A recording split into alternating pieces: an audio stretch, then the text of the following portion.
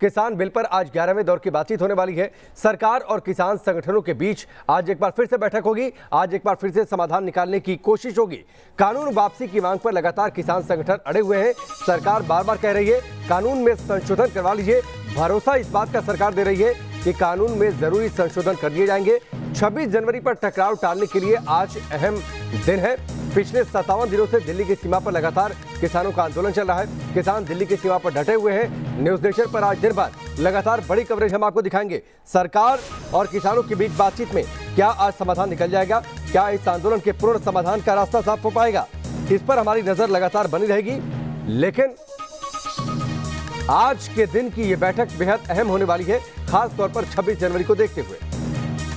इंकलाब जिंदाबाद, इंकलाब जिंदाबाद। मरेंगे या मारेंगे, बार पार की लड़ाई लड़के जब हटेंगे इससे। हम इन बिलों को वापस करने के बाद ही जाएंगे यहाँ से। सरकार का जो किसान विरोधी मनोभाव है उसी के कारण समस्या हल नहीं हो रहा है। अड़े किसान, नहीं निकल रहा समाधान।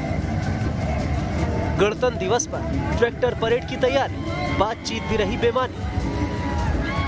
किसान अड़े, किसान डटे, अपनी मांगों को लेकर पीछे हटने को तैयार नहीं।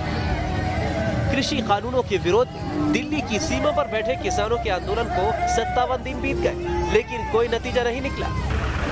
दिल्ली के बॉर्डरों पर डटे किसान 26 जनवरी को दिल्ली के बाहरी रिंग रोड पर ट्रैक्टर रैली निकालने पर अड़े। ट्रैक्टर रैली पर किसान और प्रशासन के बीच मंगलवार को बातचीत बेनतीजा रही। 26 जनवरी को मनाने का सबका अधिकार है, हम भी इसको मनाएंगे। 26 जनवरी पर किसी का अधिकार नहीं है। तो किस तरीके से ट्रैक्टर परेड है वो, और तिरंगा झंडा लग के वो परेड निकलेगी। उधर किसान संगठनों के प्रतिनिधियों और सरकार के बीच आज दोपहर 2 बजे 11वें दौर की बातचीत होनी है।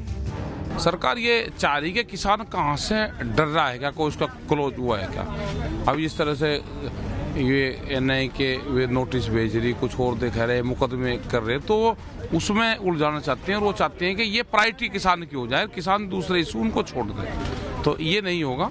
बिल भी वापसी होंगे, एमएसपी पे कानून भी बनेगा, स्वामीनाथन कमेटी की रिपोर्ट भी लागू होगी, सारी चीजें होंगी।